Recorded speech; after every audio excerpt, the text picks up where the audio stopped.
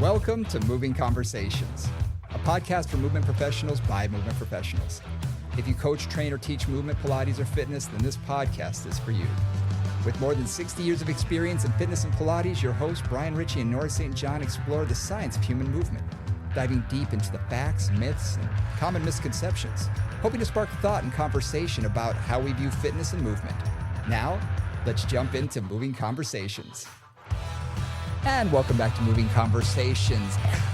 Happy holidays, Merry Christmas. This should be dropping on the 26th of December, and we've decided to sort of take the week off. We're not going to cover a new topic today. We just wanted to come on and say, Merry Christmas, Happy Holidays.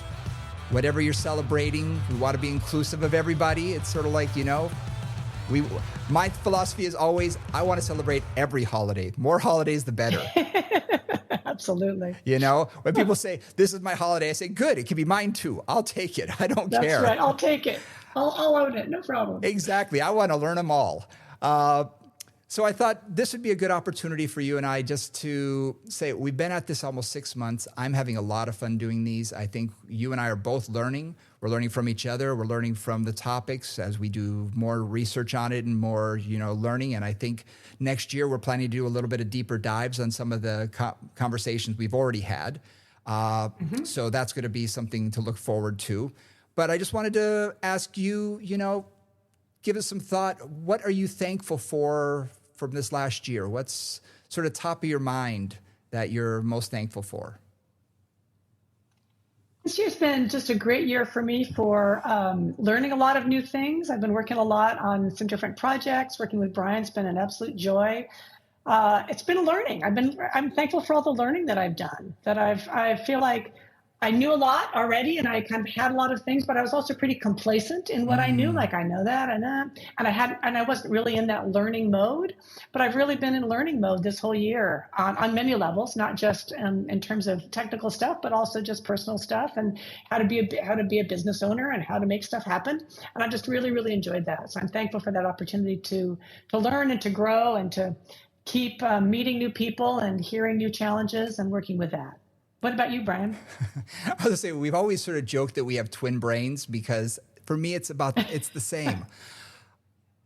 Being able to spend more time with you and creating, our partnership and, moving forward on, business ventures has been fantastic because it's opened my brain.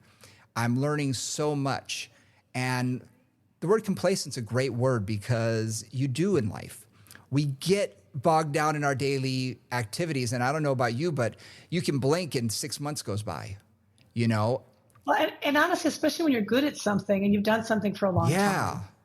Right? It's really easy to go, yeah, I got this, right? I got this. Yep. And at some point, it's like, you gotta not got this to learn and to grow. Exactly. Right. You got to get to that place of, I don't know how to do this. How do I figure this out? And that's really where growth happens. Well, you and I did that when you one day said, I think we should do this. And we had already talked about going out and teaching together and things. And you said, I think we should do a podcast. And I was like, that's awesome. Because I'd thought about it, but it's one of those things that it's an idea, but you don't really have, the time, energy, money, any of that kind of stuff. But it was like, yeah, what's stopping us? Let's do it. And I was in radio. So for me, it's like, I got this. I can do this. Which is fabulous for me because I'm like, well, I can talk to a microphone, but I know nothing else. So when you said, yeah, that was, I knew that you had done radio. And I'm like, Brian has that capability. Fantastic. Let's just do it. And so just so the listeners know, what we did was we bought the equipment and we said, let's get together. Let's get together in a hotel room. We were at Pilates on Tour, Monterey. Monterey, I think. Yeah. And it was in February, and it was just like, let's just get together and record. Who knows what it's going to sound like? Let's just do it. So I thought what would be a kick. Let's do today. I'm going to repost our very first episode, warts and all, because literally this was the first time that we had ever pressed any of these buttons on this board. This is the first time we'd ever done anything like this. And it was like, okay, we had no theme. It was kind of like, let's just get together and talk. I remember at one point, Al walked into the room and we both looked at each other like, well, we never thought about this. What are we going to do now? It was just, it was so, fly by the seat of your pants and fresh and fun. And it was an adventure that neither of us had really been on before. So I thought it'd be fun to repost that. And like I say, warts and all, hopefully we've gotten better. I think our topics are, we're having fun with them. We're learning a lot. And this will show you where we started from. And hopefully you guys will get a kick out of listening to this and be like, wow. And hopefully you'll think that we've improved, hopefully. But yeah, I thought that it might be fun to do that. Perfect. All right, you guys, you ready for a little blast from the past? I feel like when you do that music, that heart music goes da da da da da da da. Exactly. Right into the past. Exactly. So, or we can do the vault, like right, opening the vault and taking something out of the vault. I was even thinking a little rewind from like a record player backwards. Yeah. Exactly. So enjoy, guys, our first episode, and we will see you after the new year with a brand new topic. We're going to talk about winterizing your body. But before we get into our first episode, you're listening to Moving Conversations with Nora and Brian. Do us a favor. If you're enjoying the podcast, please subscribe so you can get the latest episode in your feed as soon as it's published every Tuesday morning. If you're enjoying the show, please give us a 5-star rating. It helps with all those algorithms and gets our show out to more people. So the better the response, the more people that can hear us. Our email is movingconvos@gmail.com. Instagram, Facebook, Twitter is @movingconvos. And here is our first episode. Enjoy. Welcome to Moving Conversations. I'm Brian Ritchie. Joining me as always is Nora St. John. Yes. I thought this is going to be our first dive into this endeavor. We've created this podcast for movement professionals by two people who have been doing movement training for decades. We'll just leave it at decades, yeah, Brian. let's just say let's just leave it at decades. Long time. So please bear with us. This is new to us. I've had a lot of radio experience in the past. We've had a lot of speaking experience in the past, but podcasting is something new to us. So this is a new endeavor. And I wanted to first have an introduction of who the two of us were. And so I'm going to let Nora start off. Please give an introduction as to who you are, your background, etc. Nora St. John. My primary background is really in Pilates. I have been the education program director for Balanced Body for many years, developed their teacher training program and all their curriculum. I learned Pilates from many of the Pilates elders and have really taken the approach of looking at movement from a scientific perspective within the environment of the Pilates repertoire and the Pilates apparatus. So really looking at all the different aspects of how do you refine movement, how do you train movement, how do you correct movement patterns, and understanding really the fun part about movement, the depth and the detail, and really seeing if you can improve somebody's abilities and life through movement. Where'd you start? I started my movement background starts as a kid. I was always a kid that liked complicated stuff. Ice skating, tap dancing, gymnastics, dancing of all kinds. That was really my movement modalities. Not a competitive sports girl, not a runner. But I loved things that were complicated, involved music and rhythm and momentum. I broke my foot when I was a professional dancer, broke my foot when I was 27, and ended up at St. Francis Hospital in San Francisco, where they had one of the very first and oldest, at this point, Pilates and for rehabilitation programs in the country. It was at the Center for Sports Medicine. We're part of the Dance Medicine Division. And Dr. Garrick there, who was one of the orthopods who started the Center for Sports Medicine at St. Francis, he loved working with dancers. He was a knee guy. And so he worked with a lot of dancers. And he was just intrigued because there was not a lot of specific rehabilitation for dancers at that time. And dancers have very complex movement patterns, a lot of very, very specific aesthetic and athletic needs in terms of what they're doing. And so he was just intrigued by dancers and started to work with a woman named Patrice Whiteside, who was a principal dancer with Oakland Ballet. And they were looking at how do you rehab dancers? How do you actually develop something? Because typically what would happen in the past is dancers would go in, they'd get an injury, they'd have surgery, and the doctor would be like, kind of good luck. Like, you have to figure out how you're going to get back to your full level of performance. And so St. Francis was founded to really develop that skill in dancers. It seems necessary, doesn't it? I mean, doesn't it make sense that if you want to get an athlete back, athletes have always had athletic trainers and whatnot, and physical therapists get them back, but dancers didn't have that back then. Not much. There was very few people. There's some people in New York, people in LA, and then the Center for Sports Medicine in San Francisco were kind of the main hubs of anybody who was really looking at dance for rehabilitation. Like, how do you actually get somebody back to full performance potential?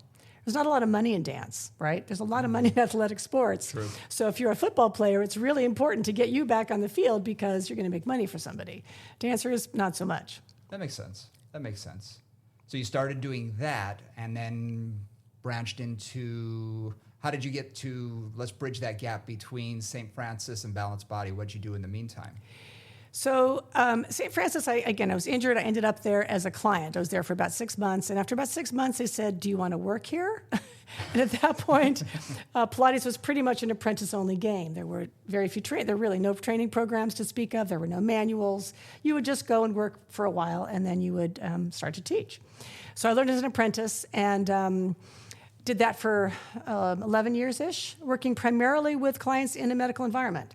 So they could be weekend warriors, they could be professional dancers, professional athletes, just somebody who had a sports-related injury, knee issues, back issues, neck issues, shoulder issues, that kind of thing.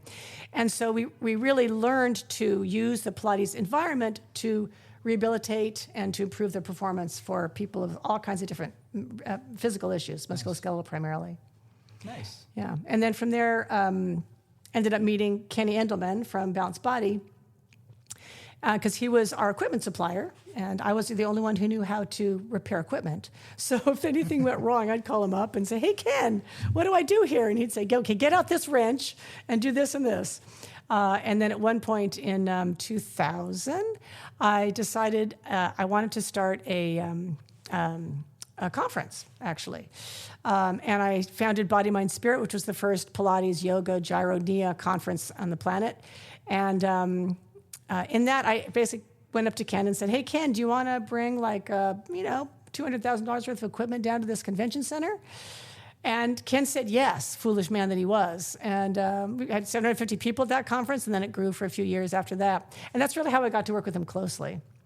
And then after a few years of that, we started Pilates on Tour, which was an event specific for the Pilates community, and with Balanced Body in conjunction with them. And then we started the educational program at Balanced Body in 2005. Nice. Very cool. Very cool.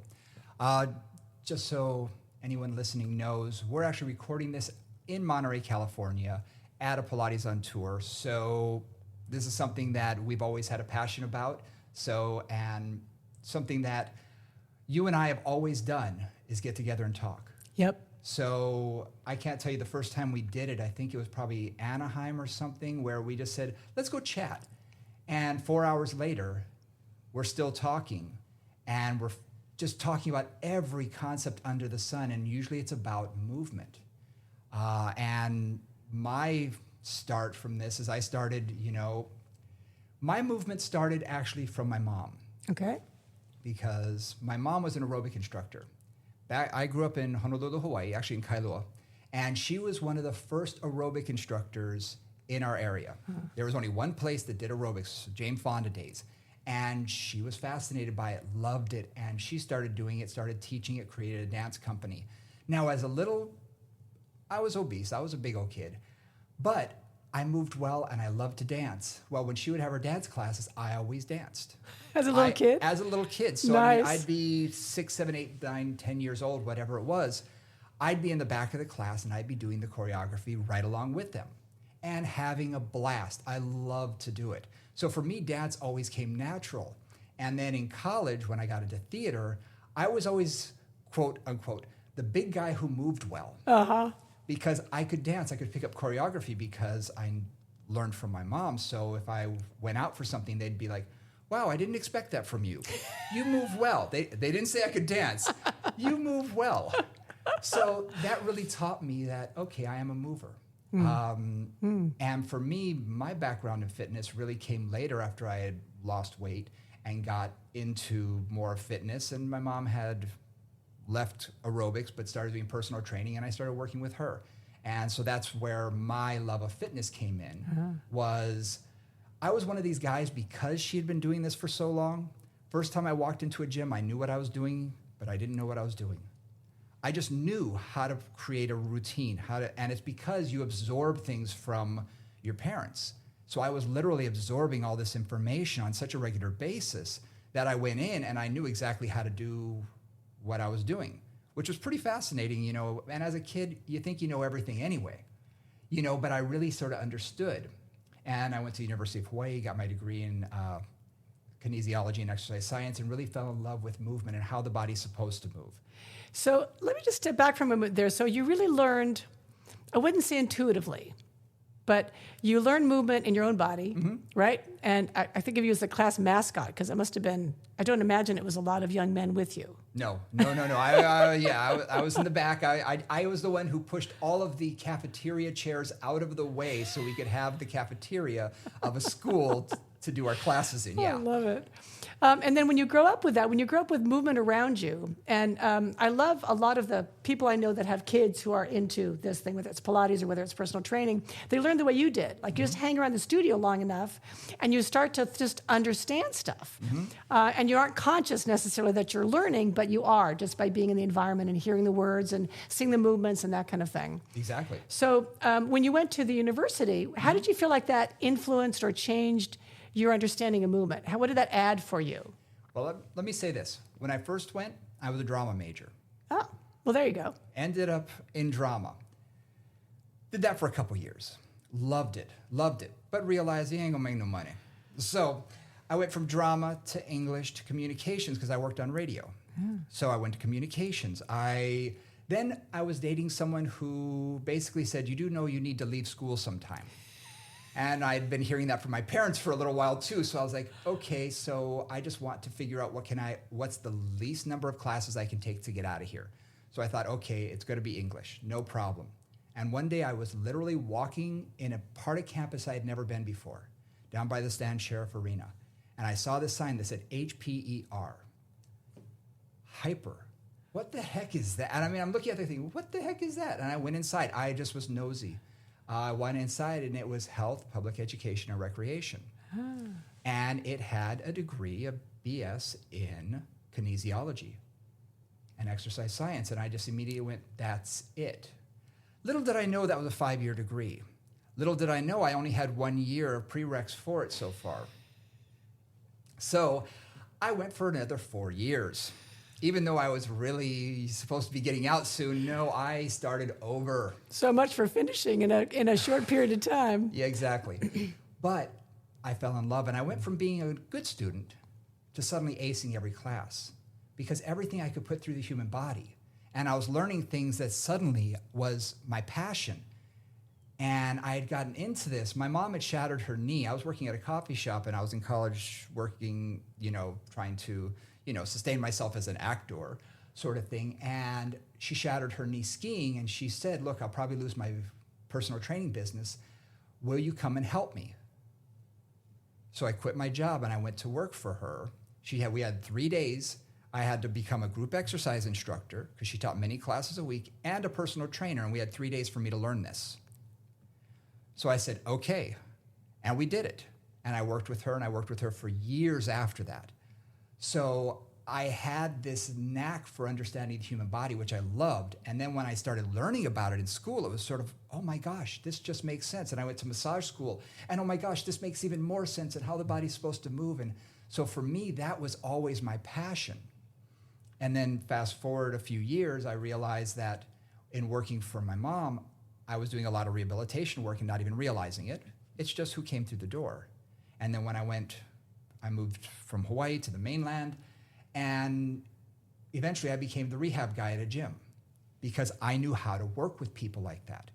And then I started getting into medical exercise and becoming certified in it.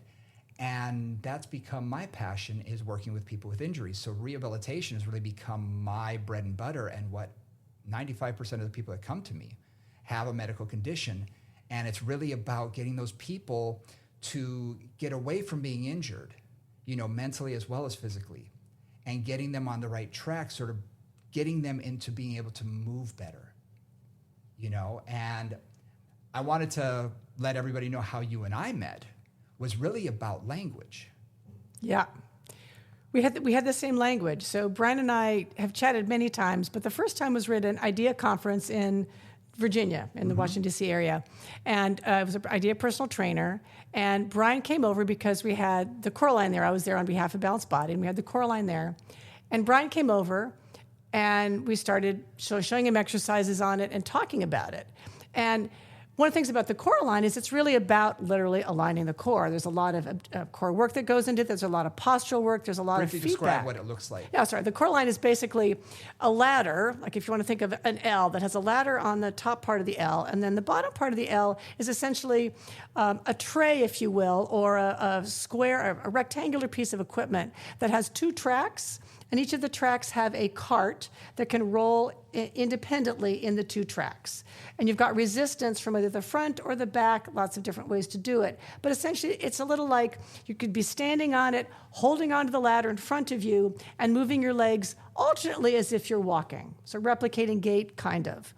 It feels a little bit like a Nordic track in a way, except that the carts are independent and there's way more variability in terms of where the resistance comes from than there is in something like a Nordic track. But it's essentially like you can walk on it, you can do planks on it, you can stand, you can sit, you can use your hands, you can use your feet, lots and lots of options, very versatile.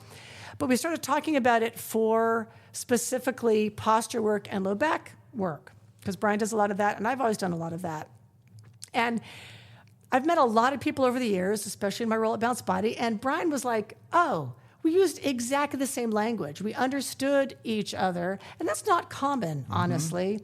Very often people have very different paradigms that they're working in, very different theoretical backgrounds for whatever training they're doing. And Brian and I just clicked immediately and spent, I think, I don't know, two or 3 hours going through every possible exercise and talking about, case studies and clients and applications. And that was really how we got connected. It was great. And great. It's been a relationship that we've been fostering ever since. And, I now work with Balanced Body. I teach for Balanced Body, at Pilates on Tours, and IDEA stands for International Dance and Exercise Association, one of the largest conferences. We teach at all of these, and we had been teaching, separately, and then came on board. You invited me to come on board, and that relationship has just grown. And the thing that we always come back to is movement. And that's why we wanted to create this podcast, was to talk about movement. What is movement? Because in reality, everybody moves. Every sport, if you think about a sport, there's all these movement patterns. If you think about aerobic dance, group exercise, there's all these movement patterns. If you talk about weightlifting, you talk about Pilates, you talk about yoga, it's all about movement. And it's all about what is good movement versus what is not so good movement. And one of the things that Brian and I particularly think about, or one thing that I think has always been really useful to me about these conversations that we have, is Brian comes from a fitness background, from, again, a medical exercise background where I think we overlap more. I come pretty much from a Pilates background and a dance background. And so every time we have a conversation around a topic, I've got a particular perspective from my background, and he's got a related but different perspective from his background. It's like even if we've got the same goal in mind, he's got a repertoire of exercises that are quite different often than my repertoire of exercises. And so I always learn something in that process of like, oh, so you put resistance over there and you do this thing. And that's really, for me, been a lot of the value and the benefit of us talking about movement not from one perspective, but really looking at it from as three-dimensional as we can get, being two people. Absolutely. And the thing that I think we realized is that for years, everybody thought of fitness as having its own bubble and Pilates as having its own bubble, when in reality, it's a Venn diagram. And for a lot of people, it's got a lot of overlap without you even realizing it. I remember one day I had mentioned to you something about, I should probably get Pilates certified and things, and you said, but you're already doing a lot of Pilates. And a lot of the floor work that I do in the what I call foundation work, is a lot of mat work. And when I took mat 1, I thought, well, yeah, I've been doing all of this. Yeah. It's just movement. It's just movement. And that's the key, is it's just movement depending on whatever apparatus you're using, whatever tools and props you're using. I may use a Viper or a cable machine. You're using a reformer or a trap table or a prop. It doesn't matter. It's how you load the body. It's how the body moves in space. And it's understanding the principles. What are you trying to do with that body? One of the things that I know was really helpful for me in terms of my background coming up, through Pilates, but Pilates in a rehab setting, was it was constantly about problem solving. Right? They can't move their hip because they just had replacement, or they can't move their low back or whatever, but I'm trying to activate their core muscles, or I'm trying to activate their rectus spinae or something. And how am I going to get that activation to happen or that movement to happen for that client with whatever limitations or lack of limitations they had? And so rather than looking at it as, okay, I'm going to do, buys, tries, pecs, and flies, or whatever. And rather than looking at it as a formula, it was always about, how am I going to solve this problem? How am I going to get this movement pattern, strength, flexibility, whatever it is, in this body? Absolutely. And that's the same approach you've had. Everything comes down to a why. Why? Yeah. 100%. If you don't understand why you're doing something, you're wasting your time, your client's time, and more importantly, their money. So for me as a personal trainer, every single exercise I do has to have a why component. Yep. And sometimes it's just to have fun. Yeah. And Totally sometimes legitimate. it's variety. But in general, there's a specific reason I need to engage their transverse abdominis, and it's not working on their back in supine. So now I'm going to put them in quadruped, or I'm going to get them standing. Or look, they've been doing all this core work, great lying down, but as soon as they stand up, all their core goes away. Okay, how do I load them now to get that activation so that when they go to the grocery store and they have to open the freezer that someone just slammed and suddenly there's a big vacuum there and they can't open that freezer door, they have the core strength to be able to do it without injuring themselves. So taking that functionality of life and bringing it into what we do was always very important, and that was my why behind every single exercise. And I think that's what's missing in a lot of personal training and a lot of group exercise and a lot of things. People just exercise. Yes. And one of the things that I think is important to say here, at least this has been my experience, is learning how to teach Pilates, how to be a personal trainer, how to teach group exercise. There is a beginning level. Remember, both of us are educators here. There's a beginning level of teaching, which is just, I need to know the steps of whatever it is, or I need to know the routine I'm going to be doing and how the equipment works. And I'm going to follow the general routine for a while. Right? So as a beginning teacher, you need to just do the work and get used to and familiar with how the equipment works, how bodies respond to it, et cetera. And so there's a lot of programs that really start with, ideally a well-developed why as a general program that's appropriate for a large part of the population. And then you just do that program and things will get better. Brian and I are talking a little more about often that next step. When you've already got your skill level, you've already understand how a lot of different bodies will respond to a squat or a lunge or whatever, and how you might correct those different variations you might see. And that's really a lot of where we want to dive into, is that step of you understand how the equipment works that you're working with or the environment you're in, and you understand a bit about the body. You've looked at enough bodies to kind of get a sense of that. But then how do you refine that? How do you look more deeply at it? How do you keep your mind open to the possibilities and the potential for that body in front of you? Yep. And that's really what we're going to be talking about. We're going to be doing a deep dive every single week and trying to figure out different topics and things that you'd be interested in, first of all, but also going into various conditions, medical conditions. So let's say you do have a low back issue, or you have arthritis or something like that. We're able to help you or your client out with those things, or at least give you some thoughts as to, okay, here's some thought processes. Here's maybe where you want to focus your attention. And so every week we're going to be coming to you, bringing you more on movement patterns, what we think good movement is versus poor movement, and hopefully getting some topics out there that you may not have thought of yourself. If so far you like what you've heard, do me a favor, hit subscribe so every week you can come back and hear what we have to say. We'd love to hear from you as well. We have an email. It's Moving Convos. Our name is Moving Conversations, so movingconvos@gmail.com. So please email us. We'd love to hear from you. We'd love to have your topics. We're going to be covering different things every week. seeing as how we're talking about movement this week, I really want to, this week we went into a big thing on introduction, but I want everybody to know who you and I are. And so we got that out of the way. Next. Okay. So let's answer this question. What is good movement? What is good movement? This is this is a big question. A big topic, and we'll riff on it a bit, and hopefully, like a lot of our thoughts here is just to spark your thinking process, right? Exactly. To give you some little thought bubbles or thought seeds to kind of put in your head to see if it makes you think about movement a little bit differently. When I think about what is good movement, what is that famous saying like about pornography that I can't define it, but I know what it is when I see it? 100%. You know, good movement. When you're walking down the street, for example, and I would, if you haven't done this, if you aren't inclined to this, which those of us who are crazy movement people do a little too often, just take a look around you and you will almost immediately start to consciously, when you make it conscious, categorize people into good movers and bad movers. They're graceful. They seem to know what their body's doing. They've got good range of motion. That person looks really awkward and really uncomfortable.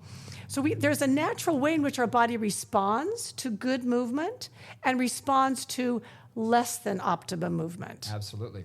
And a lot of that is innate. There is part of our nervous system and part of our perceptual system that sees grace, fluidity, symmetry as better, and I'm making a arbitrary judgment call there, than asymmetry, than a lack of rhythm in movement or a lack of coordination in movement. So that's a very broad stroke there. And something to think about: if you've never been a people watcher, I highly recommend this. If you are fairly new to the industry, or even if you've been at this for 20 years or something, go out there and just watch people. Because you're going to spot things. And your job is not to diagnose anything. It's not to know why. It's just, what do you see? I tell the story in some of my classes. I remember it was early in my relationship with my wife, and we were walking around this sort of man-made pond near our home.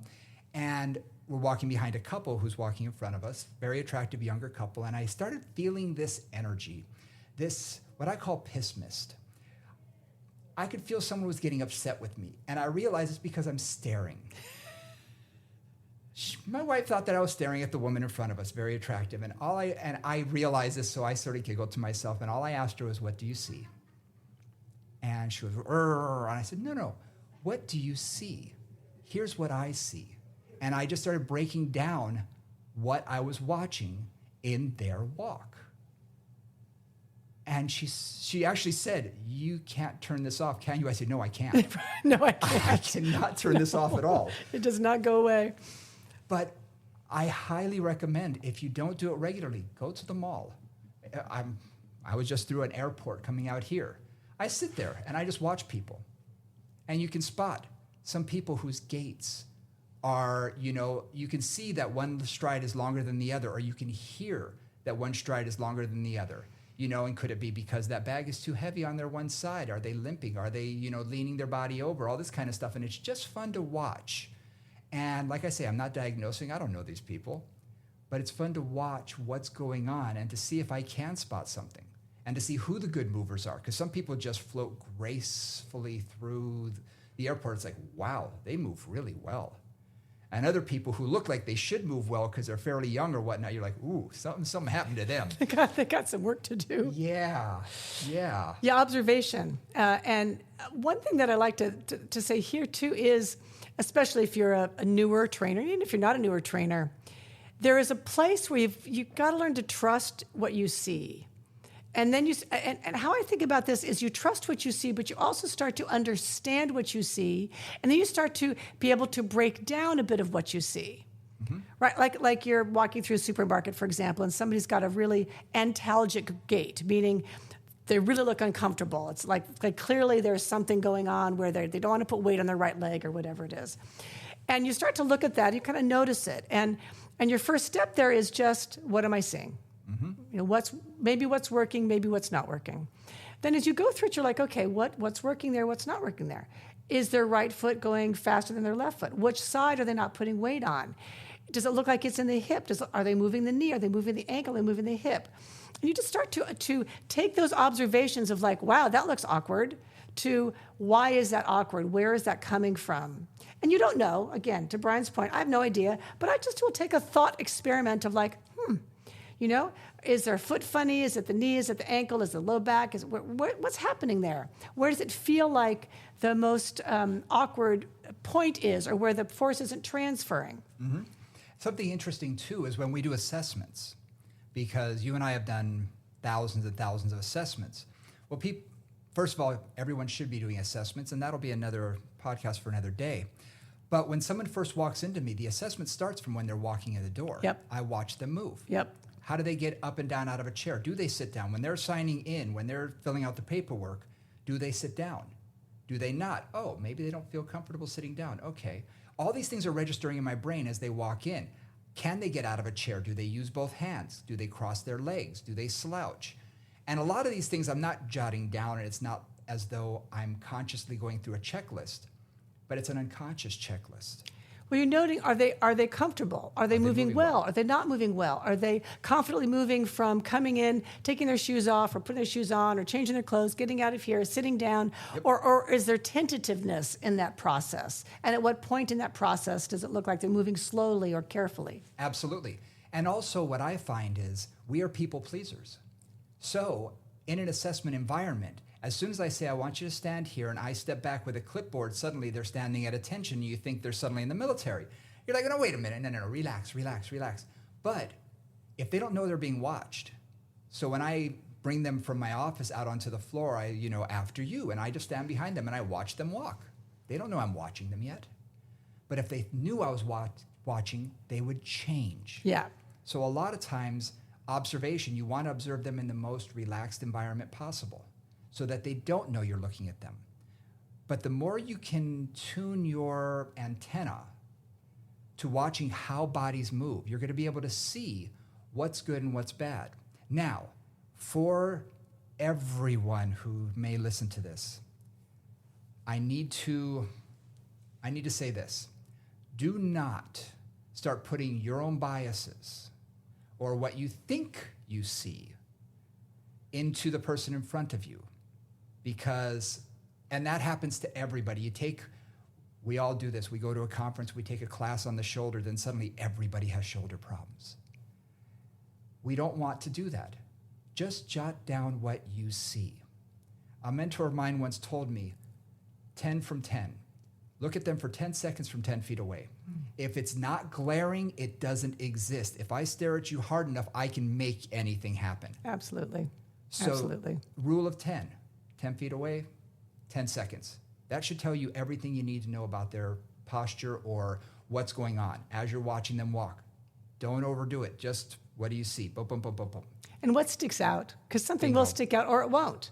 Some clients like nothing sticks out. Great. Some clients like, okay, what's sticking out? Their hip, their low back, their posture, their shoulders, right? That's what that you look at. Another thing that's part of that is your biases take many forms. Sure. Right? I'm reminded of one client who I had a long time ago. It was in a core line class, I think, actually, where she had been taught as a young girl that when you sit down, you should keep your torso entirely upright and perpendicular to the wall, basically, or parallel to the wall, right? So you should never lean forward as you would in a natural squat to sit down. And this was how you should sit down. This was how you should do a squat. It was very strongly embedded in her belief system that this was how you squatted, period. You did not flex at the hips. You did not bring your shoulders over your knees. You just sat down like your back is against a wall. And biomechanically, that's just you wow. might want to try that now. It's a little bit of a challenge. It's an interesting challenge, but it's a little bit of a challenge. And it was one of those really interesting moments because, I gently tried to suggest that perhaps there were other ways to sit down.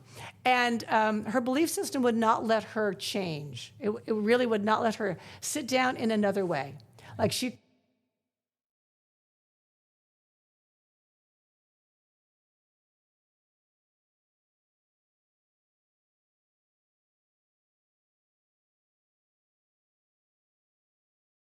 Yeah. trying to get out of a chair. They think they need to sit perfectly upright, which is why they use their hands so much, trying to get up. And that their feet have to be out in front of them because they heard or read somewhere that your knees should never, ever, ever, ever go out in front of your toes because that's going to, destroy your body somehow. And the first thing I have to do is teach them, get your feet underneath you. It's okay. Now, it's okay to use a little bit of momentum. Rock forward a little bit, lean forward, push down with your feet, stand up. And as soon as they do it, they go, oh, that's easy. Like, okay, and you have not been able to stand up without your hands for how long? But it's about, changing their mindset. Right. That isn't a physical limitation. No. That was entirely, in both situations, a belief system about movement. Yep. That was limiting their ability to move well. And we see that a lot. We see that a lot with clients that come to us because a lot of this is ingrained, especially when you see older clients. They're patterns that have been ingrained for so long and so many years that sort of comes to the question for you and for me. Let's try and figure this out. With a pattern like that, how difficult is that to change? How long should we expect it to sort of change? And is it something that can change? This is what we do, right? As movement professionals, mostly we're working on trying to change people, honestly. Trying to change their movement patterns, change their attitudes, get them to exercise. Like we're working on changing whatever is going on. They typically aren't going to come to us unless they want something to change, right? If they want things to stay the same, they're not going to come to you because things will stay the same. So change is exactly what we do. It's the crux of the matter, if you will. It's mental, it's physical, it's emotional, it can be financial, right? It can be relational. And all those things come into play in terms of somebody being willing to change a pattern or not. So this is definitely going to be a freewheeling conversation. So starting to think about clients who come in and they're willing to change, they just don't know how. Okay, what does that mean? Like even that they're willing to change, that's good. You got to start with their motivation or at least their willingness. But then you start down the path with them sometimes, and where you're trying to take them doesn't make them happy. Right? They don't want to change that much, or they don't want to change in that way. And I'm thinking, as a case study here, I had a young dancer who had a lot of anterior hip pain. And she also had rather large gluteals. And if you've ever been a dancer, you know that the major thing you're trying to do in dance is get rid of your butt forever. And so she had really been trained as a ballerina to tuck like mad. And when you really tuck the glutes under and you press the hips forward for year after year after year, she's been training for a long time at this point, you put a little pressure on the front of the hip joint, right? The acetabulum and all the labrum and stuff. You get a little bit of pressure through the front of the hips. And in her case, I knew, because just my past experience, that if she would just not posteriorly tilt her pelvis quite so much, that her femur would kind of roll back and some of the pressure would get off of the front of her hip. Yep. But for her, again, her ballet training was like, I cannot ever let my butt not be in this position. And as long as she was dancing and was still in the performing mode, she was not willing to make that change. Sure. Once she actually finally retired, because I knew her for a long period of time, she's like, okay, now let's work on my pelvis. Because she wasn't even willing to do it to change a pain pattern. Like that wasn't motivation enough based on her belief system that this is how she had to move. So then we had to so then we start to work on it. And as soon as she was willing to let go of her need to be in that position professionally, it changed, her hip pain went away, life was beautiful. But it took her being willing to let go of that thought process and make that change that was necessary to actually get herself out of discomfort. Absolutely. It's interesting you say that. I had something similar, but it was actually when I was teaching in Seattle. I taught a course on low back pain. Someone came up to me afterwards, two people, two of the most beautiful bodied people you could ever imagine. And in fitness, we see this all the time. These two people were just total Instagram model looking people. And the guy came up to me, he was probably in his early 30s, and he said, I have had low back pain for the last 5 years, and it's killing me. It's killing me. And I took one look at him. I said, turn around. He turned around. And I said, how long per day do you stand there squeezing your butt? he goes, what do you mean? I said, you haven't let go of your butt the whole time that I have been talking to you. And he goes, and his girlfriend whacked him and said, I told you, stop squeezing. He wanted to look good, and he had a great rear end. Let me say, he did. But he squeezed it all the time. And he'd been taught in every exercise to squeeze it. And when you're just standing there, squeeze it so you can develop it. And that was causing his low back pain. Yeah. And I said, do me a favor, just let go of your butt for a second. Just let go. And take a deep breath. Wow, the pain just went away. It was something as simple as that. Yeah. But those sort of training methodologies or whatever were so ingrained that he couldn't let go of that. Right. To make that change. Fortunately for him, it was pretty simple, whereas for your case, because she wasn't ready to let go, she couldn't make that change. Yeah, not until she was willing to actually say that another movement was going to work for her. Yeah. The other thing that I want to bring up, because I think you brought it up a little bit around the back door on that last one, is this is presumably something he was taught or told. Absolutely. Right? If you want a good booty, you're going to keep that engaged the entire time and your whole life. Like, you're never going to let that sucker go. And one of the things that is a responsibility from, at least I see it as a responsibility as an educator or a movement teacher, is your language has power, right? If you say, oh, you should never do that, or, oh, you should always do that, or, well, if you really want to, tighten up this part of your body or get more flexible, you need to do this. We need to be aware of our own biases and our own belief system. I think of in the Pilates world, since so much of our instructors and our elders came from the dance world, there was a lot of dance biases that came into the method. Working in more external rotation than a lot of people do. Joseph Pilates didn't do that. He actually worked in a fairly moderate external rotation because that was the most restful position for standing, right? Soldiers don't stand in parallel, they stand in a slight turnout because it's more stable. But, dancer comes in and it's like, oh, well, turnout is good, so I'm going to work on turnout. Or my shoulders need to be away from my ears, away from my ears, away from my ears, away from my ears. Or I really got to slide those shoulder blades into my back pocket. Some of you have heard these cues, I'm sure. And for some clients, that's fantastic. For other clients, that flattens out their thoracic spine.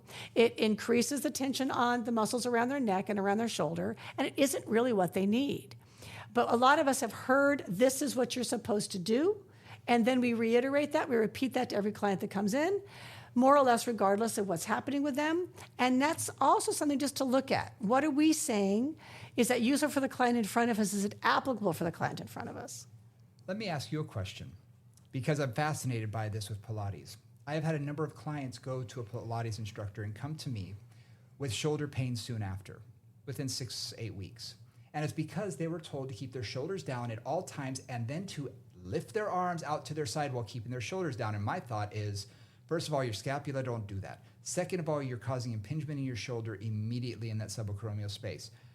No wonder you're in pain. So I'm curious, with the client who comes to that instructor who learned that, maybe they only work with them for 6 months or 6 weeks or 2 sessions, but here's those words, and that becomes a permanent thing in their brain for the next 10 years. I'm sure you've seen that in Pilates, where what was apropos 10 years ago and the standard has done a complete 180 as to what we see today. Yeah. And what's being taught today. Fortunately. I mean, again, our movement stuff evolves. I mean, I've been teaching Pilates since 1989, so it's been, almost 34 years here. And when we first started, there's a lot of dogma. Don't ever let your knee go in front of your toe when you bend your knees, ever. Okay, if you ever watch a slow motion, or you ever get photographs, just sports photographs of almost any sport, of somebody running or moving, tennis player, soccer player, football player, doesn't really matter. That knee is a lot of times it's way past that toe, or it's internally rotated, or it's out of alignment for some reason, because they're dynamically moving. And that's how we're designed. That's how we're designed. Fortunately, otherwise we'd all have to walk on treadmills all day. Mm-hmm. We couldn't go around a corner, and we certainly couldn't move quickly to the right or the left. So those kind of dogmas came about mostly out of safety, right? Or out of aesthetics. So the shoulder thing was an aesthetic thing. That long neck, that dancer thing, bring your chest up, that whole vision. You think about a lot of dancers, that's what you've picked. You picture the open chest, at least a classical dancer or a contemporary dancer, not so much, hip hop and other forms. And you get that feeling like the chest is up, the shoulder blades are down, shoulders are back. And what do you get? You get impingement of those shoulders. Yep. And you keep that going as you lift that arm up. That's how I was trained. And then that belief system, because that's how people were trained to lift their shoulders, moves into the entire system. And one of the things we're working on, as usual, is evolving those belief systems. Yep. Right? Looking at, okay, if I'm lifting my arm up over my head and my scapula does not upwardly rotate, I am going to impinge my acromial, my glenohumeral joint, Yep. right? Or my humerus is going to whack into my acromion, and that's going to cause pain and discomfort. So yeah, that's in the process of evolution. To this day, I just taught a course yesterday, on exactly this topic, and the light bulbs that were going off in the room, and in terms of people going, oh, that's what I need to think of when I lift my arm, was really gratifying, but also horrifying. I was going to say, that's the scary part, though. Yeah. Is how much we see of that. I look at fitness and the things that we learned from, Arnold Schwarzenegger's Encyclopedia of Bodybuilding and all of this, which I remind people and remind students and even clients of this. I say, remember that a lot of exercise and fitness that we know was based on bodybuilders from the 60s. It was based on a time before we knew better, before there was much research involvement. And when you think about that, it's a great thing you said just a minute ago about the knees going over the toes. I remind people, try and go upstairs without letting that happen. Try and get out of a chair or off the toilet, especially a lower toilet, without letting that happen. You can't do it. But do I want to do a squat with 300 pounds on my back and have my knees go way out over my toes? No. So there are reasons that rules were said, but the problem is they didn't modify for general life. They were made for one specific purpose. What were they made for, right? Because a lot of those rules make sense in a certain context. Exactly. Right? Again, if I'm loading my back, or if I'm loading my upper body with a whole bunch of anything, and I'm trying to do a squat, and I let my knees really go in front of my toes, I'm going to really increase the stress on my knees. Yep. On the other hand, if I'm full body weight and I'm running around a soccer field, I have got to let that happen. Yep. Or I won't be able to make a quick cut and a fast pass and all the things I have to do that. Exactly. And it's one of those things where very often when I look at these things and I think about a dogma, whatever it is in fitness or in Pilates, and I think about, okay, what are people saying? Like, what's happening? What are people saying? And then I kind of look at the background of it, and I try to look at where did that come from, understanding the why of it at the time that it was being disseminated, for whatever that is. And then I kind of look at, has that evolved? Has that thinking evolved? Through research, through just talking to people, through understanding movement in a different way. And then how do you disseminate that new information, right? It's just that constant loop of, is this really true? Well, I don't know if you come across this. I get this all the time because I get women who are now in their 40s, 50s, who used to do aerobics classes. And they come to me with these incredibly bad, and I'm going to say poor, not say bad, poor movement choices and exercise choices. Like every time you do a squat at the top, you're supposed to throw your hips forward, squeeze your butt as tight as you can, and basically compress your spine. They come to me with back pain. Okay, maybe this is something you shouldn't be doing by doing that, but I want to get my glutes involved. Well, anytime you stand up or do a squat, your glute has to be involved. Now, could it need activation? Could we need to wake it up some? Absolutely. But chances are it's still firing. You don't have to do any more in that movement as soon as we wake it up.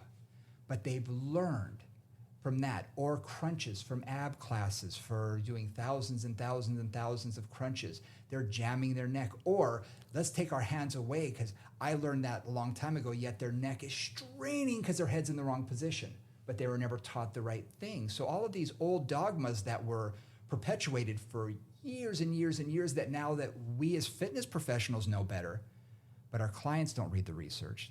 Our our clients aren't the ones learning this. We have to be retaught. When you look at, and Brian and I have both done a lot of reading and a lot of research and a lot of that stuff. When you look at how slowly the movement world has evolved, compared to, you look at tech, right? Tech evolves, like a new product comes out every day and everything's Moore's law, everything gets, twice as fast every 2 years, whatever it is. The human body is a dense vehicle. Yep. Learning takes time, right? It takes time, it takes repetition to really change the body.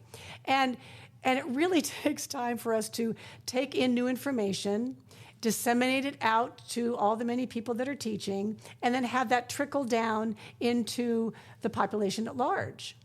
One of the things that I've been working on a lot is pain science, modern pain science, which really throws a lot of our old assumptions and most people's assumptions about pain on their head. And I want that to be at least one, if not multiple, podcasts, because I find the stuff that you've done research on just fascinating. Yeah, but it's one of those things where you live in an old belief system, mm-hmm. and most of the world lives in a very old belief system about pain, for example. And sometimes, we're funny. Sometimes just changing your belief system can change your experience. Mm-hmm. If any of you haven't had that, that's a little woo-woo, I know, but it's also true that as soon as I have found, even in my own body, like, oh, I really live in a posterior tilt. Okay. So I'm going to try not to be so posteriorly tilted, right? In your pelvis. In my pelvis, right? In my pelvis, right? So when I'm standing, I'm going to think about, okay, so just be a little bit more conscious. And if I move a little forward, like anteriorly tilt my pelvis, but really bring it to neutral, everything feels better. Mm-hmm. And it's that kind of awareness that really changes how you work. And to get back to the idea of how do you train a client, right? You create that awareness, you create the potential for them to experience something different. You give them a different experience.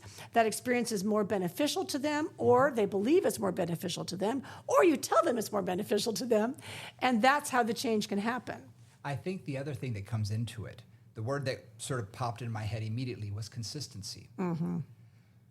They need to do something consistently, or else they're never going to make the change.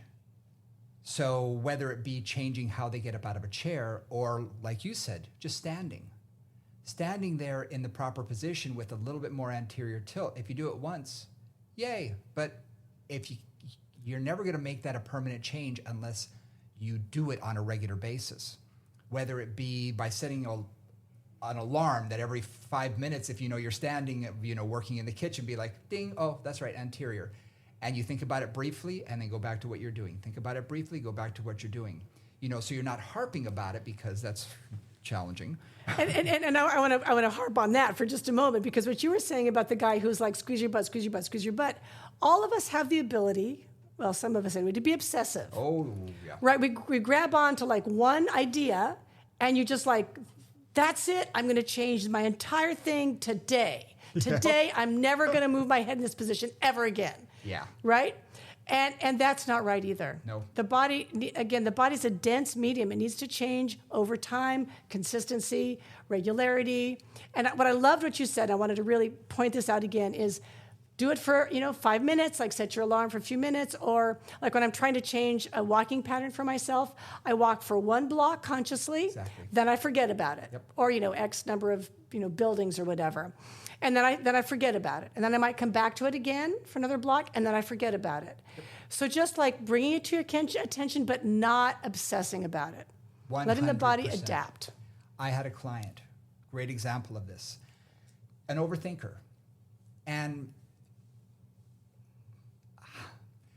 from what I've learned in my practice, the smarter a person is, a lot of times the more obsessive they are about a lot of things like this, or the more clueless, one of the two. There's usually not much in between. But he was so obsessive that he had heard something about walking that he needed to do to get his butt engaged. He has to get his butt engaged. Didn't come from me. He came to me after, I guess I saw him on Friday. He came to me the next Tuesday or something, and his back was roaringly inflamed. I said, what have you been doing? Well, he went on like a 5-mile hike, and he loved to hike. And he squeezed his butt every single repetition on that hike, according to him. I said, are you kidding me? and it took us weeks, if not months, to reverse some of what he had done because he was overly doing it. And I said, no. Like you said, stoplight to stoplight. You know, I was in a pelvic floor class with our friend Joy Paleo, and we were talking about Kegels. And what I tell people is you're not going to stand there holding it tight all the time. It's like at a stoplight.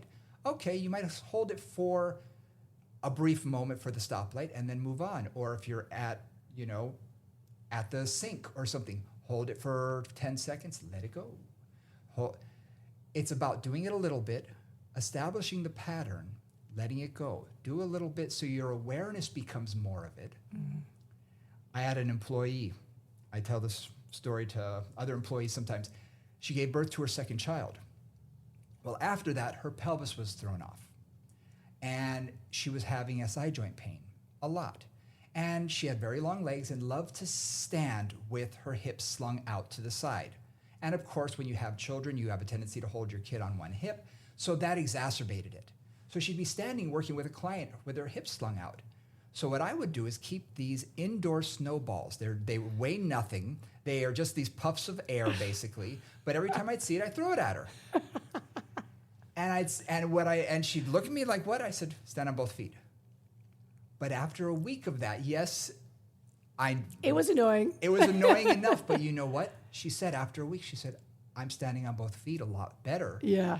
And all I did was draw her attention to it when she was unconscious about it. Every now and then. Yes. And it wasn't that I was constantly, no, it was just every now and then, but it gently reminded her, oh yeah, stand on both feet, balance my weight out.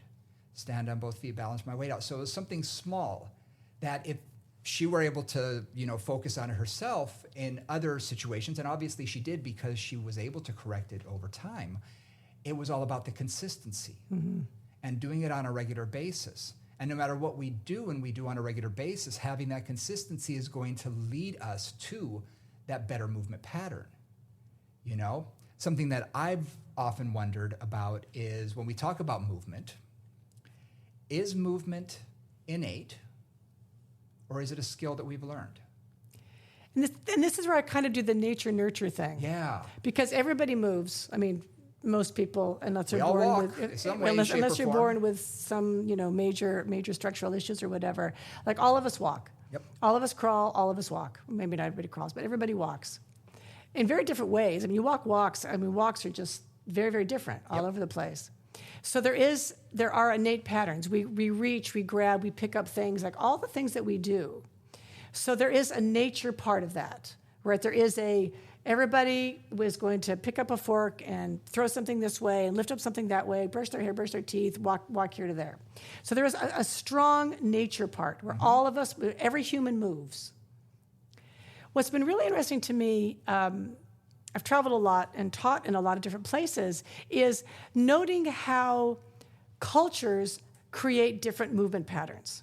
And again, these are very broad generalizations, so don't take this as terrible stereotyping. But for example, when I'm in Italy, or particularly in Italy, there is a culture of dance, of movement, of grace, of sort of sensuality. And a lot of Italians that I've worked with are interested in movement. They're passionate about movement, and they move well. If you've ever talked to an Italian, they really can't talk without moving their hands. Again, a stereotype, so don't get offended, but there's often a lot of movement that's just part of that culture. Mm-hmm. Then I spent a lot of time in the UK. Colder climate, very different culture, and honestly, some of the stiffest that was my first people thought too. I've ever met. Just, not a lot of mobility, not a lot of grace, less range of motion, no mobility in kind of the pelvis and the hips, very, very stiff generally. And then going to China, where there's a different body structure, just in Asia generally, and noting the differences there. So some of that can be different genetics, but a lot of that is just how you're taught to move by the culture that you grow up in. Mm-hmm. In India and in China, they squat. And less now, but basically a lot of toilets are holes in the ground, and you've got to kind of learn to squat to do a fundamental human function on a pretty regular basis. And so they gain the ability to go into a squat, tends to lengthen out their Achilles, so it's longer than a lot of other people I know, and they can really get their hips down, essentially on the back of their calves in a deep squat. And that's not like most of my American clients can't do that. Certainly a lot of my Northern European clients can't do that. And some of that structure, but some of it is also, did they start doing that when they were 2 years old? Or have they never done it before? Yep, exactly. And that's what it comes down to is we do have this innate ability to provide locomotion. We get from here to there. From here to there, walking. We all got to do it. And everybody walks a little different. Yeah. But how I learned this, professor once brought this to my attention, and it made a whole lot of sense. If you think of any movement pattern from a series of movements A to Z, when you watch a toddler first try and walk, they can't do it at all. They're falling down every step. Okay, and their brain is going A, G, Y, D, Q. It's jumping all around. Then they toddle, and you're watching them, and they're trying to put the pattern together, and then it's more A, B, C, X, Y, Z, L, M, N, O, P, and these movement pattern clusters they get bits occur. of it. They get bits of it. But eventually, it becomes A, B, C, D, all the way through with every single step. They begin to develop that skill. And it's the same way with throwing a ball or running or whatever we do. You need to have that learned experience. So I sort of think of a lot of things as that skill set that we've learned through either our environment, like you said, being able to squat really deep. I have 2 sons. You'd think they have my genetics. They are so different. They are night and day in their bodies. One of my sons cannot for the life of him be able to squat on the ground with his heels remaining on the ground, and that's okay. My other son, at a young age, butt could be all the way down, heels on the floor, and he would stay there and play for a half an hour. He'd be playing with this and that and twisting and turning, but in that deep squatted position. And my back and legs were hurting just watching him. I'm thinking, holy smoke, but he had that innate ability. And I asked my other son, who was just a couple years older, I said, there was no way, shape, or form. His body wouldn't let him. Yeah. So it does come down to some structure. Yeah, absolutely. Some physicality. Absolutely. But also that learned experience. Yeah. One learned, one didn't. And as you said, in cultures, some learn to squat very deeply. I remember a Filipino man on my way to school every morning. He'd be sitting out in front of his house. His butt was on his heels in a deep squat, and he'd be there when I go to school and when I came home in the exact same position. I thought, How is that possible? He was a very old man. Wow. He'd sit there smoking his little pipe, and he just, sat there. Every time I saw him, every day, I'm thinking but that didn't bother him. He had to be in his 70s. Wow. And I'm thinking, here's a guy who's probably not going to need a hip or knee replacement. He's got incredible mobility. Oh my gosh, I wish we could all train to do that. But again, a lot of that I'm sure was structural based too. Yeah, and one thing we were talking about a little bit when we were planning this episode was looking too at just the differences in different ages and different populations and how you create change and how change is possible. So do you think that the whole can't teach an old dog new tricks sort of philosophy is true or not? How do you feel about that? Well, in my own personal philosophy of working with anybody, I try to maintain as much optimism as possible. Yes. It's just my mode. It's like, we're going to start going down this path. I have no idea how far we'll get in terms of making you feel better, move better, et cetera, but I'm going to keep an open mind that change is possible. What's interesting to me, I'm going to take a little slightly different approach here, is thinking about some of the younger people I've trained, particularly the late teens into early 20s, when their bodies are not quite finished yet, right? They're still growing, they're still figuring stuff out, things are changing. It's been so interesting for me to work with that age group because there's, number one, so much potential, so much openness in a way because their body patterns are not usually particularly set, or not in the same way that an older person's are. But they're also sometimes so weirdly discombobulated and discoordinated. Like they haven't really got it all together yet. The lanky puppy. The lanky puppy, we used to call them the Bambi dancers, Yep. who like their limbs are just not all controlled yet. Yep. You tell them to squat, and they squat today and tomorrow and the next day are all going to look different. Yeah, exactly. Yep. Yeah. And then, so there's that plasticity, right? That kind of, I'm not quite all formed yet.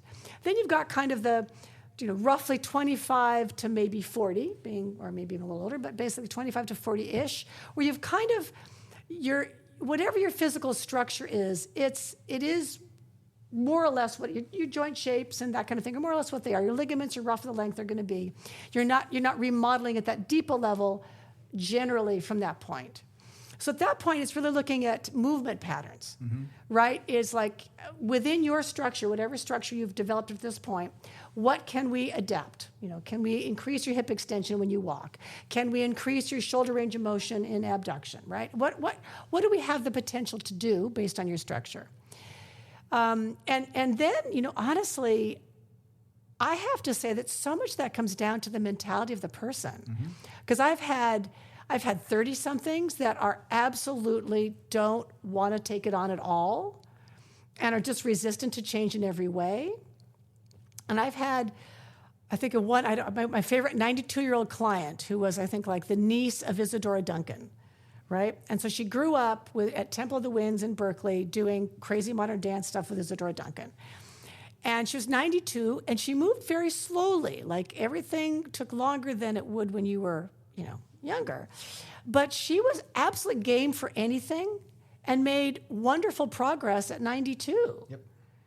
So, and a lot of it was just movement was part of her life, her whole life. And not just movement as a specific thing, but movement is fun. Like the general category, movement is great. I love movement is part of being alive. Yep. Right, and she just embraced that. Well, we all have clients who are 60 but act 90. Yeah, and vice versa. And 90-year-olds who want to act like 30, they're 40. Yeah. Right. And sometimes that's good. Sometimes it's crazy. I had a client who, a lot of shoulder issues. She was 96 or 97. And she blew me away. Her mindset was of a 50-year-old. She was in San Francisco with her great-grandchildren or great-great-grandchildren at the ice cream museum or something like that. Okay. And they had basically what was a ball pit, but it was sprinkles. So they were smaller things. As a mid-90s, she jumped in. I love it. Part of me was horrified, but another part was like, good for you. Yeah. She said it took 2 people to get me out. I love it. But her grandkids were having so much fun that she wanted to do it. And they called her in, so she just jumped in. And I'm thinking, God bless you. That's so awesome of just a response of, sure, I can do that. Confidence. Physical confidence, curiosity, right? Openness. Whereas we also have the 60-year-olds who will not move. And you ask them to do something, you're like, you ask them to get on the floor, and it's like, okay, I've just asked you, I'm going to remove your right arm. They look at the ground and they say, I don't think I can do that. I'm thinking, it's right there. It's literally, you can see it, right? It's at the bottom of your feet. You can get down there. I will help you up. We have many things I can help you, and they won't do it. So you have that fear response. So when it comes to that, there is a mental component. I think sometimes it's the biggest part. Absolutely. I'd say it's the biggest part a lot of times. It's one of the biggest inhibitors. And like I said, in prepping for this, I had asked you about, can we reverse some of those, what I call pain inhibiting patterns, that someone who's needed a knee replacement for 5 years, every time they walk upstairs, they hike their hips. Still. They've had both knees replaced. Right. 5 years ago. And they're still hiking their hips. Yeah.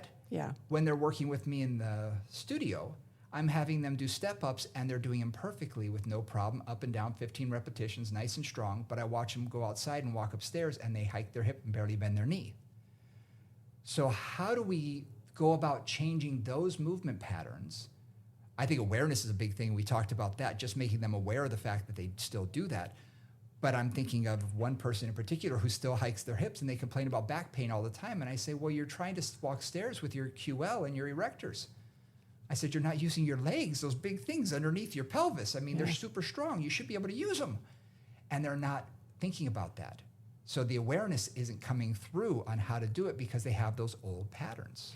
You know, I thought about this a lot because, again, I worked a lot, especially at St. Francis, I'm thinking of, with clients who had, relatively, sometimes quite traumatic injuries, big leg breaks or shattered their femurs or whatever.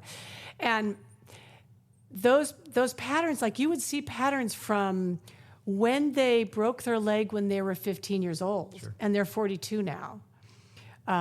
Or to your point, with hip and knee replacement, I say that a lot. Like if they really waited a long time for that replacement, I think of a client with mine similar to yours with a hip issue. She was gimping for the whole time from the time I met her. So she had about eight or 10 years of really doing a funky gait to try to minimize hip mobility. After she had her hip replacement, her gait improved maybe 25%, but not all the way. Right, at all, and it's the same reason. It was kind of a fear response and a learned pattern response. So one thing that has always been true and is tricky on this one a little bit is you really have to train exactly what you want them to do. Whatever you're training, and you're getting this stronger and you're getting that moving and their hips are moving, that's all well and good and that's very useful. But they have to really learn how to apply that in that tricky moment, right? And that's where the pedal meets the metal, because that pattern comes up: stare, challenge, fear, and they go to their old strategy. They can't have confidence in a new strategy yet, right? So oftentimes I've had okay, we're gonna go and we're gonna get you in and out of your car, for example, this one client, because they always had pain getting in and out of their car, and the rest of the time they seemed to be good, and I was trying to figure out what was happening. And then it's like they were just doing a really funky thing every time they get into their car. So we worked on that, and that really was the point, and we changed that, and they got better. But then they've got to commit to it, right? Then that client has got to practice stairs and practice that new pattern in stairs for a while. What's interesting is 10 years ago, what was the biggest thing in fitness was functional fitness. Yeah. It's got to be about function, which you and I have always been about. Their idea of function was to stand on an unstable surface, balance a ball on their head while they're trying to, recite the alphabet or whatever. Right. Whereas what you're talking about is true function. Right. Can I get up and down from the stairs? Can I get in and out of my car? It's basically training them at what they need to do on a regular basis, Yeah. which is true functional training. Yeah. Taking them to the staircase, which is what I had to do with this client. It's like, look, you can do step-ups till the cows come home. You're doing them perfectly. You're balancing at the top. Everything's looking good, but then you can't do stairs. Right. Let's go in the stairwell. Right. Let's practice. Yeah. Over and over and over for the next 15 minutes. Yeah. Until I can make you aware of it enough that maybe you can do it on your own. And we're going to do this for the next 6 weeks and hopefully reverse that pattern a little bit. Yep. So yeah. It's truly talking about creating that function, getting in and out of the car, getting in and out of bed, Yep. off the toilet, all of these things. I remember a professor once said in class that the worst exercise you could possibly teach a client is a squat. It's the worst thing you could possibly do. And I raised my hand. I was kind of a smart aleck. I still haven't changed. But I raised my hand. And he knew. He was like, what? And I said, how do you teach him to get off a toilet then? Yeah. And he stopped dead in his tracks and just his head went down and he starts thinking. He goes, no, that's probably the most functional exercise that there is, isn't it? And I could see in that moment I changed his mind. But it literally was taking something that was considered an exercise where in his mind it was putting a bar on your back, overloading the skeletal system, and doing a squat to, how about getting up and down out of a chair, something that's very functional. And that mindset change, I could see I changed it in him and in the class. And later he thanked me. He said, I never really thought about that. And I said, I work with a lot of older people. And he goes, that makes a lot of sense. He was a researcher. He worked in an environment of school where he saw athletes. The people he tested were athletes. There's a difference. So again, he just needed to get out of his comfort zone. But again, he was teaching that as an absolute. And teaching as an absolute doesn't work. No, not on a squat. Not something like a squat. I mean, if you guys are driving and listening to this podcast, for example, try getting out of your car without some moment of a squat in there. Yeah. No. I mean, unless you're in a giant, now, a friend of mine has a giant pickup truck, and really you have to kind of slide out of that. And I don't really end up in a squat, right? But if you're in a shorter, lower car, you got to turn around and you've got to squat to get up and get out. Without a rope, you're not doing it. You're not doing it without a squat. Exactly.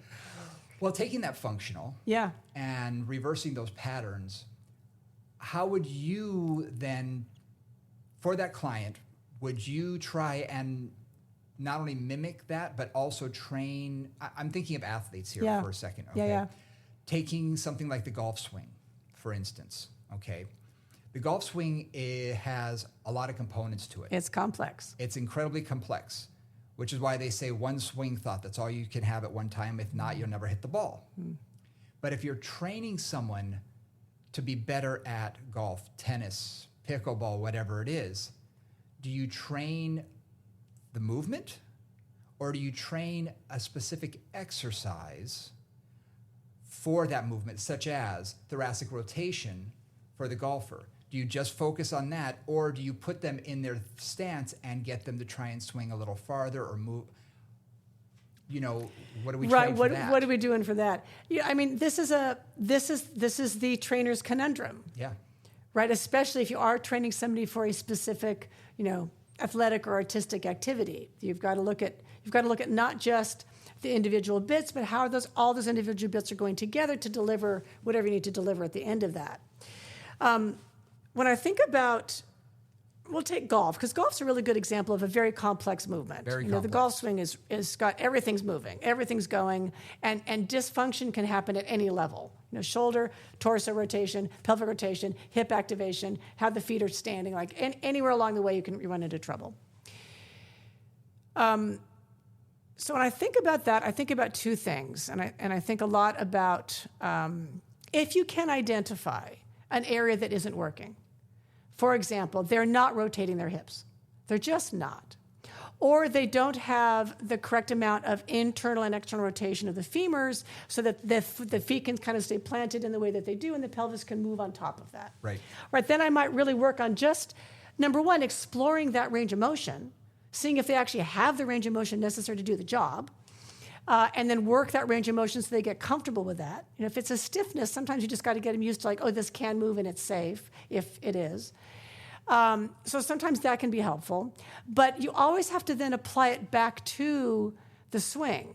On the other hand, if I just keep training the swing, again, very, very complex motor pattern, a lot of things that the body's trying to organize and put together in that movement.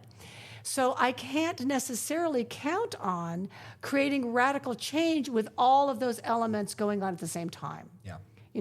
So it's a little bit of a combination of both. If you can break down a piece of it and get maybe, work on some mobility or work on just getting some strength somewhere, sometimes that can be really helpful. But then applying it back to the swing or back to the stair stepping or back to whatever the functional activity is or athletic activity you're trying to do. Yeah. Depending on the sport or the skill. Yeah. For instance, when it does come to golf, I'm much more a believer in training the exercise because, and I did this a lot during the pandemic because one of the things we could do outside was go and play golf. So I had a lot of my golfers, want to learn more. So I enhanced things that I knew was going to they'd be able to see immediate change, like thoracic rotation, like getting their glute medius to fire, because obviously they're not. We live so sagittally, we're always moving forward and back, mostly just forward. We don't go side to side much, so they lacked that rotation in the hips. Oh, and that stability. And that to stability. Shift the weight the way they need to, because it's a lateral rotational shift. Right. Yeah. They need to shift but not shift at the same time. They need to have glute medius strength to push off like a baseball pitcher. Yeah. You have to have an incredible amount of strength there in your glutes and glute med, in order to do what you need to do. But you can't just continue to do the activity and expect it to get stronger. But you also don't want to say, well, here's a 20-pound club, swing this instead. Right. No, that's not going to work either. So for me, I like to break down the movements and take a look and say, okay, what is the person lacking, mobility-wise oftentimes, or strength-wise? What maybe they have too much of. If they're moving too much, how do we work on stability? So I try and break some of that down because, again, there's a lot of complexity to that. But at the same time, you don't want to overload them so much that they begin to try and, like the client who's squeezed his butt constantly on the hike, where that's the only thing he's thinking about, and suddenly, his swing is way off the charts. So I almost believe in strengthening and not trying to change their skill, and hoping that the strengthening aspect, the mobility aspect, those things will translate over time rather than adjusting the skill. And what I tell my golfers especially is, I'm not a golf pro. Yeah. I'm not a great golfer. Okay. No. My body was never made for it, and I started too late in life. But I understand the swing. Yeah. And I can make you a better golfer because I can break things down and we can strengthen or move or whatever we need to do. But if you need adjustment within your swing, that's when you need to go to a professional. I agree. Yeah. Much like a tennis player. Yeah. I can help them with a lot of stuff, torso, ground transfer of shoulder range of motion, how their back extension works, all that, yeah. All of that, exactly. But I'm a big believer in sending them to a professional at what they do. Gait training is another thing. That, can I work with it a little bit? Sure, because I have physical therapists who send people to me and say, oh, they need work on gait, an open chain movement activity, things like that. It's like, okay, I'll do all of that. I am not going to mess with their gait very much. I may put them on the treadmill and see, are they equal on both sides? If not, okay, just think about your right leg a little bit more, and that's all I'm giving them. It's very general. Just a general, because you can mess them up so badly by doing something that you're not an expert in. As trainers, I find that there are so many jack of all trades out there, because when we first start out, we need the money, we need the clients, so we'll do anything. Lacrosse, yeah, I'm an expert at lacrosse. I've never seen it played before, much less done it, but sure, absolutely. But you know what? There are experts out there. So this gets to exactly that point, right? Which is, to reiterate a couple of things, because I think you said it really clearly. If you're working with an athlete, generally, whatever their sport is, whether it's dance or athletics, you don't want to destabilize or discombobulate, basically, how they're doing their sport. Don't ruin their game. You don't want to ruin their game, and you can. I have many examples of that from different clients that I've heard of and different teachers that I've talked to. So you don't want to do that. So I like your point about, like, what you can do is assess, analyze, understand maybe, this looks like there's no thoracic rotation happening or whatever the issue is, and work on that piece. But I would, and this is something I started to do towards the end of my time really working in my studio, was I would do all that, but then I would have them just take your stroke. I'm not coaching the stroke. Right, so just to be clear on that, because I have, golf swing and me is like, no, we have no idea what I'm doing. But with dance, I could coach them more deeply because I understand the mechanics of it. Or tennis, same thing. I'd like watch them do it. It's like, okay, just take this into your stroke. See if it feels any different. See if you can get a sense of what that did and what that did for what you're doing. Yep. Yeah. So I just wanted to bring that piece out. No, absolutely. What is your role and what is your expertise, or what is my expertise, and staying kind of within that lane. Yep. Yeah. Absolutely. And I will have them swing just so I can see and what's going on help with you that. Analyze and understand. Absolutely. And, there might be something like, I see this. And it could be something as simple as where their weight transfers on their feet or something. Right. So seeing them in action is very good. Yeah. But again, I am more of the break it down into the individual components myself. I find a lot of success with that. Yeah. Whereas, again, a golf pro would take a look at it from more of the full... The global perspective rather than the kind of the local perspective, yeah. Exactly. So again, by staying in my lane, I know what I'm good at. Yeah, good. And as long as we stay with what we're good at, we can improve other people's movement. We can really enhance all of that. We have to know what we're good at. Excellent.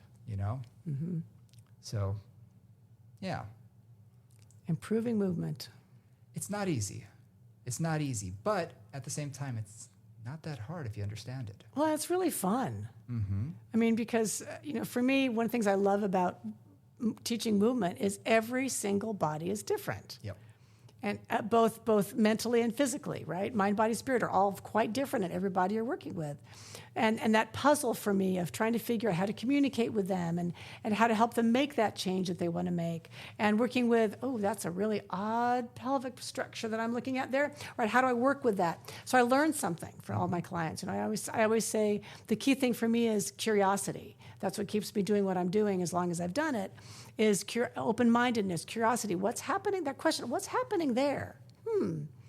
And then that opens up a whole path of inquiry, if you will, that then leads me to understanding maybe another client that I wasn't quite having results with. And that for me is the path of the movement teacher and the practice of the movement teacher. Great word, practice, because really that's what we're doing. That's what we're doing. It's a continual practice. I've been at this for 30 years. What I know today, physical therapist friend of mine sort of joked and said, our first 10 years in our practice, how many people did we hurt? It's slightly horrifying. You look back and go, or even just really didn't know what we were doing. Give the right advice to, right? You may not have hurt somebody, but you may not have helped them much either. Exactly. We learn as we go. And in 30 years, I've learned a lot. And we're continuing to learn. It is a practice. We're practicing every single day on the clients in front of us. I love it when I get a client who is a unique challenge, something I've never had before. Yeah. Because, like I said, I have seen so many low backs that when someone sits in front of me and they say, "Is there any hope?" I'm like, "Oh, please, this is easy. Trust me. Give me time." I'm just going to say yes. It may be time. You're going to have to do some work, but yeah. Yeah. I've made many, many, many clients better over time. Yeah, we can do this. But there may be something like, wow, okay. And as a little, one of my clients called me a body detective. It's sort of like, yeah, this is cool. Let's figure this out together because we can. And those are the fun people. Those are the fun people. Those are the ones that really Those ones that stimulate you, right? They make you go home and look at the internet, right? Do a little Google search, try to figure out what the heck is going on there. Yep. Has anybody ever seen this before? Wake up at 5 a.m. Yeah. Wow, that'll make sense. Or talk to an MD. Like I've got a couple, resources in my back pocket that I'm like, what is happening here? What does this thing mean? And what is that? What are the ramifications of it? Yep. And so that's really what we're doing. We're practicing. We're practicing our trade. And we're getting better. And I think as we do this, we're also getting better at analyzing movement. Yeah. Because we're always learning through that. Yeah. And that's what this podcast is all about. It's going to be really trying to understand movement.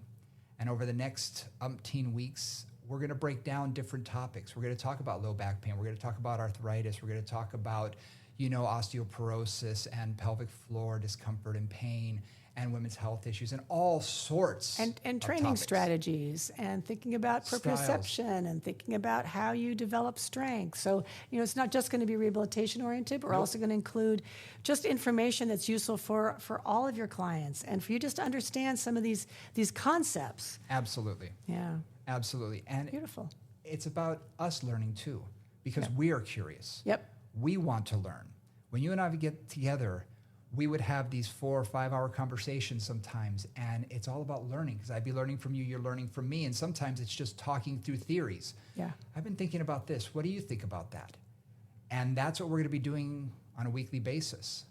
So thank you guys for joining us. Yep, thanks for joining us, and come on down and join us for the next one. Absolutely. If you like what you heard, come on back. This is our first show. We're going to get better as we go. Trust us. We're going to get more comfortable and more used to it. Fortunately, we're good friends and we're just talking. So we have social medias. Our show is called Moving Conversations. Moving Convos is on Instagram and Twitter. movingconvos@gmail.com. Also Facebook at Moving Convos. And I'm here with Nora St. John. I'm Brian Ritchie. So please, if you like us, give us a good review and meet us here again next week.